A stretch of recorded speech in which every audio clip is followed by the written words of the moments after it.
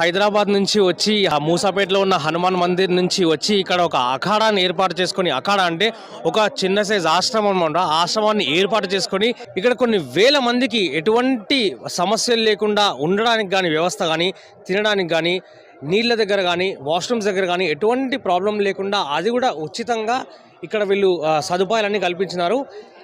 And ఇక్కడ చెప్పొచ్చే విషయం ఏంటంటే, కుంభమేళాకి వెళ్తే మనం అక్కడ తట్టుకోగలమో లేమో అనే విషయం చాలామందికి సందేహం ఉంటుంది. ఇప్పటికీ కోట్ల మంది వస్తున్నారు.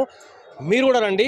ఇప్పుడు నేను అందరం మా స్నేహితులతో కలిసి వచ్చినాను. మేము వచ్చే ముందు కూడా మాకు మధ్యలో ఎన్నో సందేహాలు ఉండే, కానీ అవన్నీ ఇక్కడికి వచ్చిన తర్వాత కొంతవరకు శారీరకమైన శ్రమ తప్పదు.